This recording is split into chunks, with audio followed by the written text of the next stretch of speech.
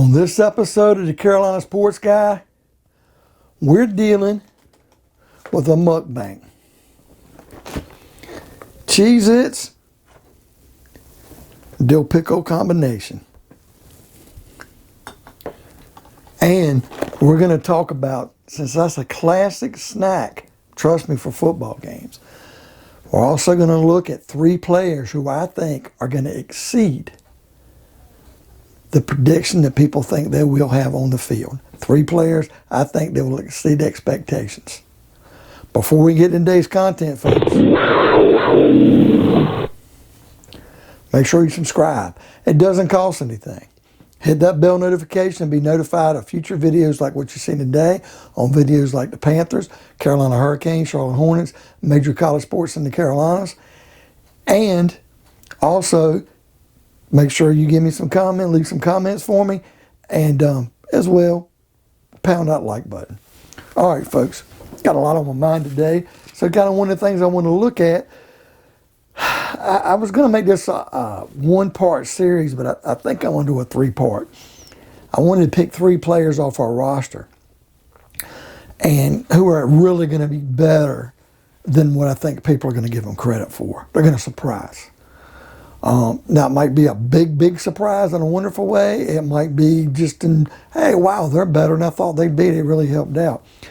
I was also going to do three that I think are going to have lower expectations, and then three who are really going to be right on target. This is what you're going to get.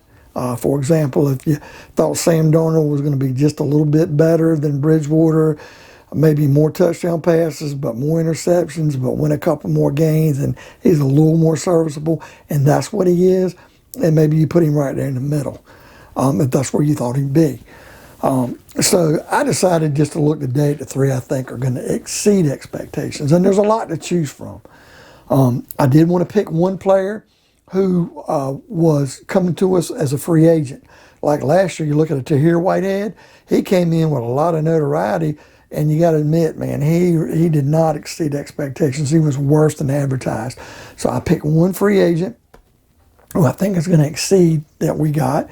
I picked one rookie who I think is going to do better than what we got. Jeremy Chinn last year, for example. We thought it was going to be good. We didn't know it was going to be that good. And then one guy who was already on the roster who basically exceeds our thoughts, or worse than what we thought a guy. If you want to look last year and say McCaffrey's as good as he was the year before, he got injured and only played 3 games. It's kind of hard to focus on that being a guy on the roster. But maybe you look at a guy like last year, like Ian Thomas, and thought he'd have a bigger role, and you thought, wow, man, he disappointed. He didn't come up as good as I thought he'd be. So that's what we got. And this mukbang today, folks, I wanted to give you a little taste. Cheez Its, American cracker here. Now, I'm more of a bigger fan of cheese nips. And believe it or not, it's just a couple weeks ago I found out, I guess within the last couple months, 3 months, or whenever it's been, that cheese nips, Nabisco's did away with them. And I'm disappointed. As a kid growing up, I thought Cheez Its was a hot cracker. It's the most popular cracker. It's been around longer than cheese nips. But my mom always told me, cheese nips have a cheesier taste. They don't cost as much, but they taste better. And I thought she was just being frugal. My mom was older. She was 40 when I was born, and I just thought, man, my mom was just being frugal, trying to be tight. Some things you just can't skimp out on, like a ho-ho. You can't buy a Little Debbie. You got to buy a ho-ho. But come to find out, my mom was exactly right. Every time I realized that cheese nips had a cheesier flavor, and now I can't get them. Now, you do this one of two ways. My wife likes them this way. And I take a sweet pickle on top of a cheese nip and then put another cheese nip.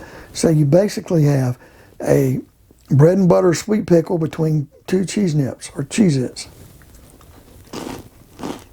That was a great taste, folks. And by the way, this bread and butter pickle, I'm not trying to do advertisement today. This is Breckenridge.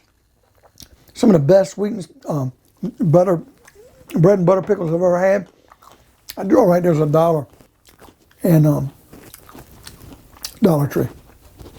And I'm also drinking coffee because as a kid, my mom liked taking the cheese nips with a dill pickle, cutting the dill pickle up into slices, putting it between it. You had to the tanginess, sourness of the dill pickle, the sharpness of the cheese, and then a cup of coffee. And I like mine with cream and sugar. I don't know how like yours. Now, I used to have these two at football parties and put cheese nips out, or cheese nips out, and cut some dill pickles up or bread and butter pickles up. Like I said, dill pickles is really the way to go. My wife disagrees at football parties, and just put them in between. People say, man, I've never tried this combination. So if you've never had a Cheez It, like I said, a Cheez It, and I should have got the deal where you slice. I didn't. I had the spears. But you basically take the dill pickle. I got the spears, like I said, if I had a dill pickle and cut it up into a little circle and put it between two Cheez Its, it would have looked a little bit better. But just try that. Take a dill pickle, slice it up, put it between two Cheez Its. Tell me what you think. And you have that cheesy taste, or that sour the dill pickle. That's a snack that far outsees what you think, folks. And that's what we got today. Looking at these three players play for the Panthers. Now, first player I'm going to look at, I'm going to pick the guy on the roster who played for us last year. He was a rookie. I think we just brought him in.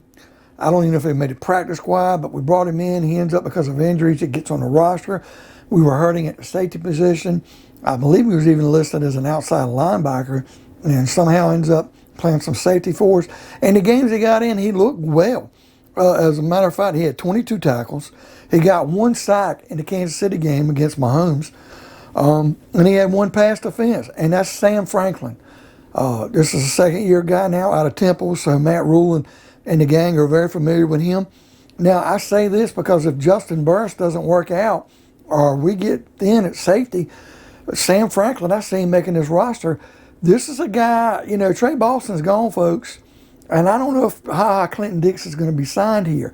Sometimes it's kind of like Ron Rivera said, Dave Gettleman said too, the answer's on the roster. God, I hate using those names. I want to get away from them. But sometimes you got guys on the roster. So this is the one player who played last year that I think is going to exceed. I could have went with Yetur Gross-Matos. I expect him to be better, but I think most people do. Well, Sam Franklin is the one guy I think people are going to forget about. And is it going to be awesome in a Pro Bowl? Probably not. But I think he's going to progress. And I'm gambling, and this is a big gamble, I'm gambling enough that I think he's going to get this safety position and not look back. So I think he's going to far exceed what people expect out of Sam Franklin. And we'll see what happens. And that's who I got there. I'm going back for this bread and butter, by the way. My wife prefers it. She told me I told her this, but my mom did not do the bread and butter. They are good. I like the dill pickle with the Cheez Its myself. All right, number two. I remember when I said we brought Tahir Whitehead in last year from the Raiders. And we were excited because, man, we lost Kuechly, but here's a guy who might hold down the fort. He couldn't hold down a fart. I mean, you're talking about a major Kerplunky last year. Man, and by the way, a Kerplunky, if you've ever had a small dog like a dash hound or a chihuahua or Shih Tzu, whatever, and you carry them outside and it's 90 degrees and they're shivering, and you bring them in because they won't get in the bathroom, and they get away from you for about 9.5 seconds and run into the next room, and you go behind them and they've dropped 2 or 3 little turds, little Kerplunkies. Yeah, that's what a Kerplunky is. But more or less, that was a big Kerplunky we got in. We got Tahir Whitehead, and he never panned out. He was terrible. And Jermaine Carter took his place, played well, and we'll see. But the guy I'm picking as our free agent that I think is going to far exceed what we thought is none other than Morgan Fox. Morgan Fox is a guy that played college ball at Colorado State Pueblo. He played for the Rams for a few years. He's been on and off that squad, that team.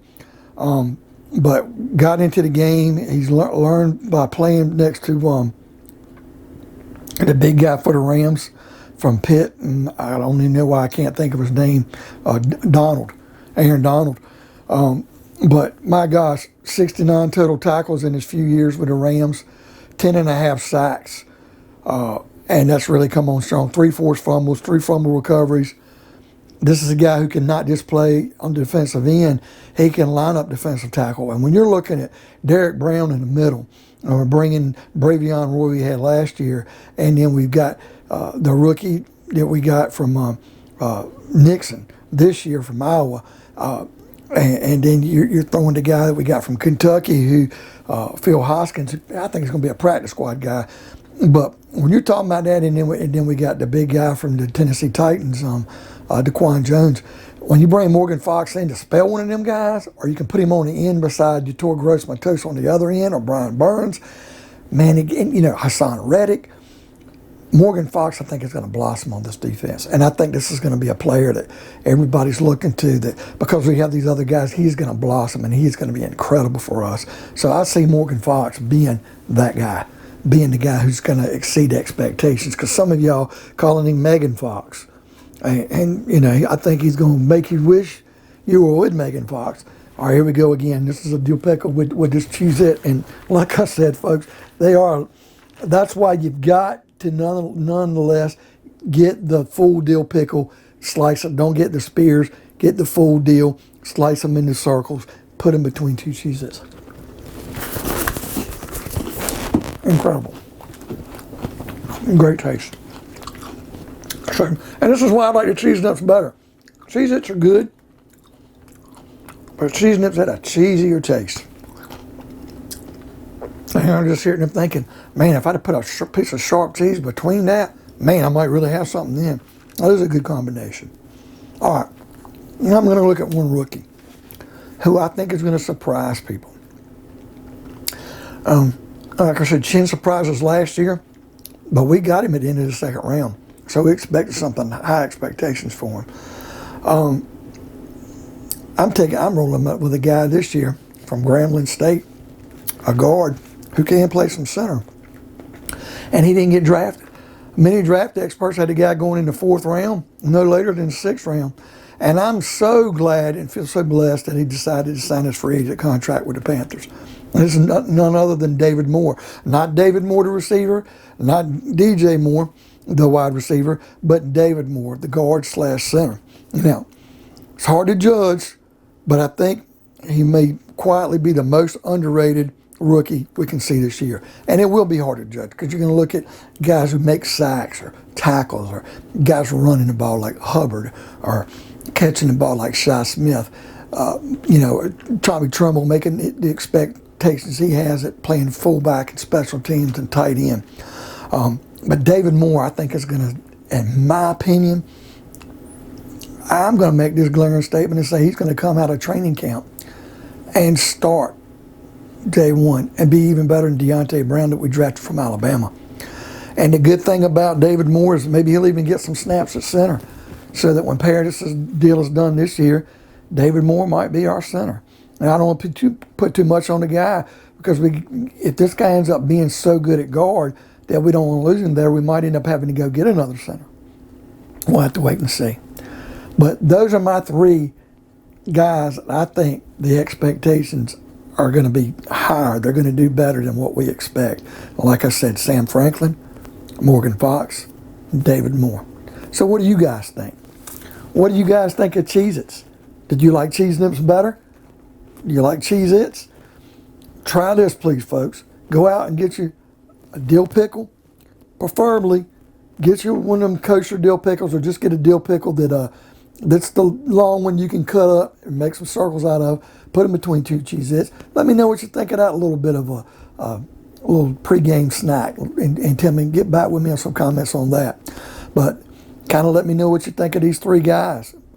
And whatever you do, folks, leave me some comments. Let me know what you'd like to see on some future episodes. Hit that bell notification to be notified of future videos like these. Pound that like button. And by all means, folks, subscribe. It doesn't cost anything. I will see you on another episode of Carolina Sports Guy.